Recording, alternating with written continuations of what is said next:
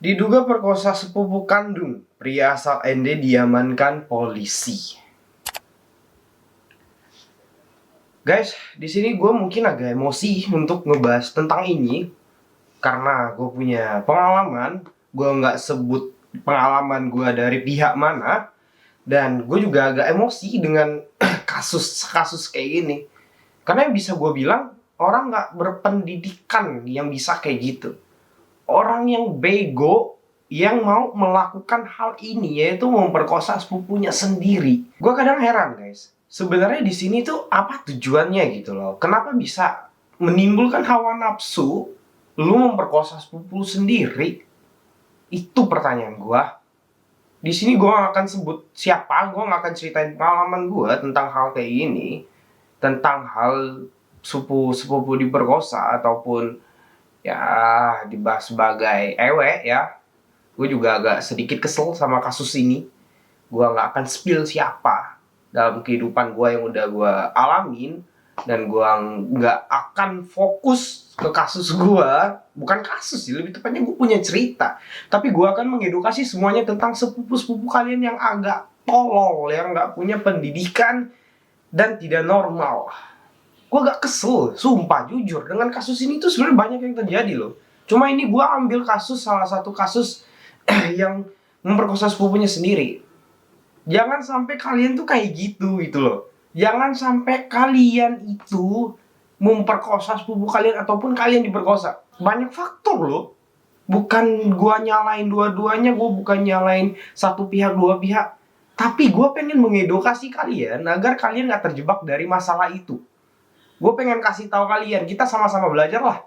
Ya supaya kalian gak terjebak dalam hal tersebut.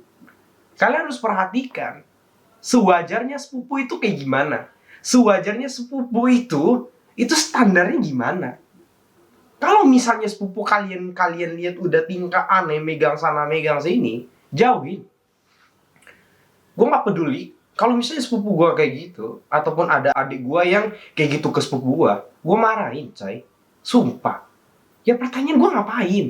Sepupu itu punya batasannya. Kita sebagai sepupu itu punya standar. Komunikasi juga punya standar. Nge-treat secara baik juga punya standar. Memperlakukan sepupu secara baik juga punya standar.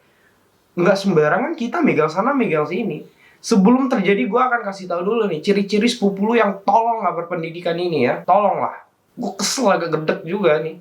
Bener-bener kayak nggak berpendidikan banget gitu loh. Ini gue bahas tentang pendidikan ini bukan berarti tentang sekolah, kuliah dan sebagainya, enggak. Setiap manusia tuh harus punya pendidikan moral yang ada. Walaupun lu nggak tamat sekolah, setidaknya lu punya pendidikan yang bener-bener punya moral dalam kehidupan lu lah. Jauhin sepupu lu. Kalau misalnya sepupu lu udah mulai ngomong I love you secara sering ya.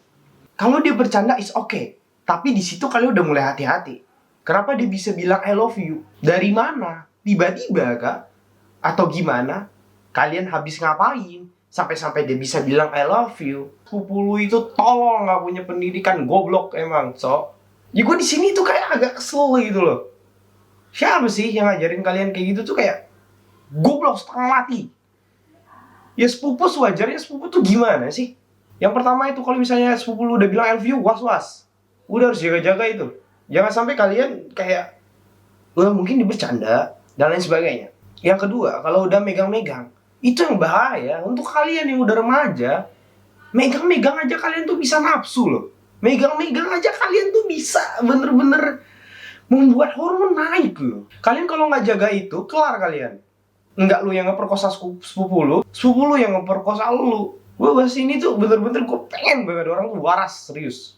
Itu yang kedua. Yang pertama, kalau dia udah bilang I love you, udah harus was-was. Apalagi udah sering. Itu yang pertama. Yang kedua, kalau dia udah mulai pegang sana, pegang sini, was-was. Jangan kalian mikir dia nge-treat kalian baik. Ya, aduh. Males banget gue maki coy. Jangan mikir ini kalian di-treat secara baik. Oh dia nge-treat baik nih. Gue kalau dibonceng pakai motor, tangan gue selalu dipegang, bawa ke perut. Disuruh peluk.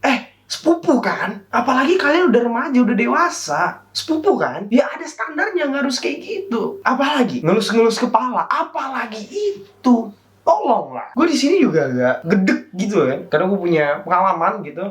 sama ada lah ya. Gue heran gitu. Kenapa tuh lu memperlakukan kayak gitu tuh, kenapa? Gue nggak habis pikir orang-orang kayak gitu tuh gimana ceritanya. So, gue nggak tahu dan pikirannya apa. Udah pasti orang nggak punya pendidikan kalau kayak gitu. Apalagi yang pertama, kalau dia udah bilang I love you, udah hati-hati. Itu udah tanda-tanda. Yang kedua, kalau dia sering megang sana, megang sini, suruh peluk pakai motor gini-gini, hati-hati. Yang ketiga, kalau dia udah mulai ngelus kepala lu ketika lu lagi tidur, ketika lu lagi kemana, tiba-tiba dia pegang kepala lu kayak gini, udah awasin tangannya, awasin. Hati-hati yang kayak gitu. Dia bukan treat lu secara baik, dia hanya nafsu sama lu. Tunggu momen aja tuh, tunggu momen aja gimana dia nge-treat lu ataupun guna-guna lu. Oke, paham? Kalau misalnya kalian ngomong, ya, gue sampai sekarang belum pernah tuh diperkosa sama sepupu gue, tapi dia udah perhatian gini-gini lain sebagainya, udah pegang sana gue, dielus lain sebagainya. Gue nggak tahu kehidupan lu, gue nggak tahu apa yang terjadi ke depannya. Amin amin kalau lu diperkosa, lu mau gimana? Lu mau salahin siapa gitu loh? Video ini agak panjang, sorry, karena gue bener-bener pengen mengedukasi kalian semua, coy. Gue pengen waras-warasin kalian semua. Ini di luar konteks agama yang boleh pacaran sama sepupu atau enggak ya. Ini di luar konteks itu. Gue nggak bahas konteks itu, tapi gue bahas secara normalnya, umumnya. Sepupu sama sepupu tuh kayak gimana? Yang terakhir, kalau sepupu lu goblok, nggak punya pendidikan, tolol setengah mati, dia perhatiannya lebih. Itu kalian udah harus hati-hati. Itu kalian udah harus hati-hati. Perhatian sewajarnya. Contoh perhatian lebih apa? Sini sama aku aja. Pelukan ya, ntar jatuh. Tolol. Apalagi udah dewasa. Apalagi tidurnya nyenyak ya. Yuk, makan yuk. Masa kamu nggak makan? Salah satu perhatian lebih yang tolol dari sepupu ke sepupu. Nge-treat secara baik oke, tapi ada standar wajarnya. Kalian searching lah. Kalian lihatlah kehidupan kalian sendiri tuh gimana lah, sepupunya normal tuh gimana. Kalian lihatlah, kayak kalian eval lah kehidupan kalian tuh. Gimana kalau misalnya sepupu kalian tuh kayak gitu tuh. Mau gimana ya? Aku juga heran kadang kayak gitu. Tolonglah, hindarin sepupu lu kalau sepupu lu udah kayak gitu yang gue sebutin tadi. Hindarin. Sebelum hal yang tidak ingin terjadi itu terjadi. Hindarin, percaya sama gue. Oke, mungkin itu aja. Semoga gue bisa bener-bener menyadarkan kalian dalam hal ini ya. See you, dadah.